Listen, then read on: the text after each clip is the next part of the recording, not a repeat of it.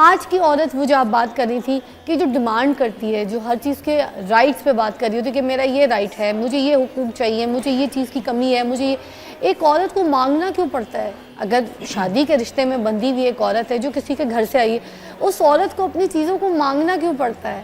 کیا اس کی مانگ سے پہلے نہیں اس کی چیزیں دیکھی جا سکتی؟ اس کو کیا ضرورت ہے؟ اصل میں مرد کو بھی حکم ہے کہ عورت کے جو اپنی بیوی ہے اس کے حقوق جو ہے اس کا خیال رکھے, اور بیوی کے بھی حقوق ہیں کہ جو شوہر کے حقوق کا جو ہے وہ خیال رکھے. دونوں کے حقوق جو ہے وہ قرآن بیان کر رہا ہے. خوبصورت بات یہ ہے کہ میاں اور بیوی کا رشتہ پہلا رشتہ دنیا میں جس پہ یہ دنیا قائم ہوئی. لوگ کہتے ہیں کہ آپ میاں بیوی پہ کیوں بات کرتی ہیں, آپ مرد اور عورت کا ذکر کیوں کرتی ہیں؟ آپ ایک سائیکالوجسٹ ہیں, ماہر نفسیات ہیں, آپ بیماریوں پہ بات کریں, آپ دوسرے اسپیکٹس پہ بات کریں. میں نے کہا میرے رب نے ایک مرد اور ایک عورت کو بنا کے کائنات تخلیق کر دی, تو کوئی تو مقصد ہوگا نا. کیا بات ہے. تو یہ بیماریاں بھی تو مرد اور عورتوں میں ہی ہوتی ہیں, یہ بھی تو ان کے ذہنی خلفشار ہوتے ہیں. بیماری ہے. جب تک آپ ایک مرد اور عورت کو نہیں سمجھیں گے آپ بیہیویئر کو سمجھ ہی نہیں سکتے. ایک کال ہے نصیر بھائی جی کی. ضرور. السلام علیکم جی, فیصل آباد سے کال ہے, کیا کہیں گے نصیر بھائی؟ وعلیکم السلام جی, میں ابھی آپ کا پروگرام دیکھ رہا تھا تو میں ایک سوال پوچھنا چاہ رہا تھا. جی پوچھئے, ہمارے مہمان بھی ہمارے ساتھ مدعو ہیں.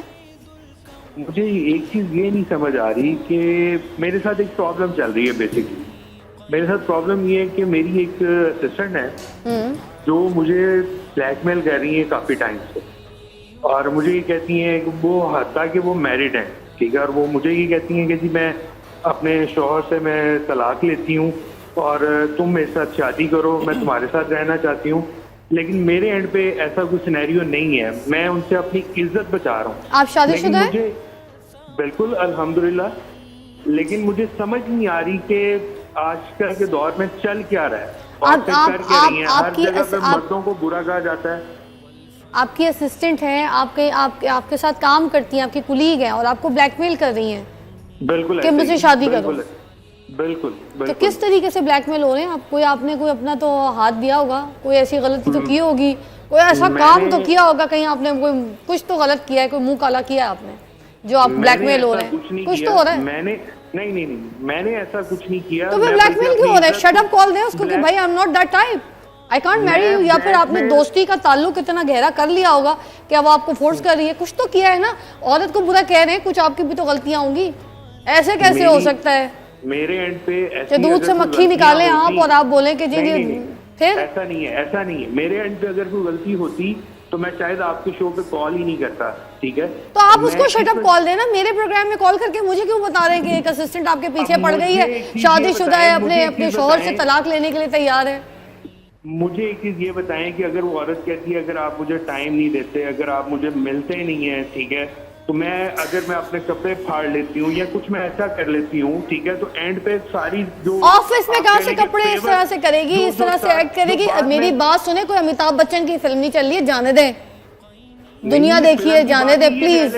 اور پی سی آر پلیز اس طرح کی کالز لینے سے پہلے سوچ لیا کریں کہ ٹاپک کیا ہے, پلیز کال کاٹیں. آپ میری بات سنو یار, کیا چکر ہے یہ؟ ایک عورت کو آپ گندا کر رہے ہیں. پھر سے دیکھو, ہم عورت کا ٹاپک ڈسکس کر رہے ہیں. میم آپ بھی معذرت سے سوری, میں نے ایک لفظ وہاں پہ ذرا عجیب سا کہہ دیا, مگر دیکھیں ایک مرد کو عورت بلیک میل کر رہی ہے, آپ ایک عورت کو گندا کر رہے ہیں, ٹھیک ہے, اس کی شادی تک بتا رہے ہیں, اس کی طلاق تک بتا رہے ہیں, پھر کہہ رہے ہیں کہ کہیں وہ مجھے بلائے اور میں اپنے کپڑے پھاڑ لے اور کچھ کر لے. کے لیے ایک شعر ہے, اور یہ شعر یہ ہے کہ الفت بدل گئی کبھی نیت بدل گئی, الفت بدل گئی کبھی نیت بدل گئی, خود غرض جب ہوئے تو سیرت بدل گئی.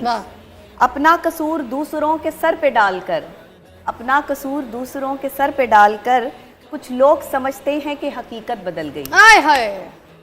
یہ ایسے نہیں ہوتا میرے بھائی, ایسے کسی کی جرت نہیں ہے کہ کوئی عورت اٹھ کر جو ہے وہ آپ کو کہہ دے کہ مجھ سے شادی کرو.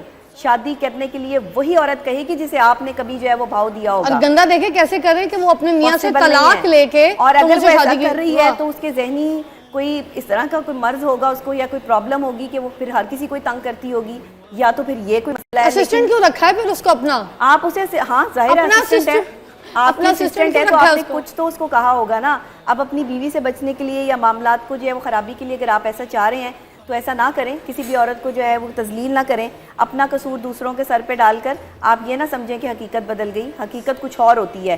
جب تک کوئی عورت کسی مرد کے پیچھے نہیں پڑتی فضا, جب تک مرد اس کو جو ہے وہ یہ اجازت نہیں دیتا، نہ عورت کی اجازت کے بغیر مرد اس کو ہاتھ لگا سکتا ہے، نہ مرد کی اجازت کے بغیر عورت اس کے جو ہے وہ قریب جا سکتی ہے۔ مجھے لگتا ہے بات بڑھ گئی ہے، ان کی بیگم تک تھوڑی سی بات پہنچ گئی ہے، جس وجہ سے ڈر کے نا انہوں نے ہمارے شو پہ بھی کال کر کے اپنے آپ کو بچانا۔ میم آپ کیا کہیں گی ایسے لوگوں کے بارے میں یہی بات کر رہی تھی نا کہ آج کا معاشرے کا کوئی بھی مرد کسی عورت پہ انگلی اٹھا کے یوں رکھ دینا کہ یہ خراب عورت ہے، وہ عورت خراب ہو جاتی ہے جبکہ نہیں ہوتی، تو یہی کال تھی نا۔ دیکھیے یہ کوئی آج کا پرابلم نہیں ہے، پھر یہ دنیا کے بننے سے لے کر اب تک ایک ہاں اچھائی برائی غلط اور ٹھیک کی جنگ جاری اور ساری ہے۔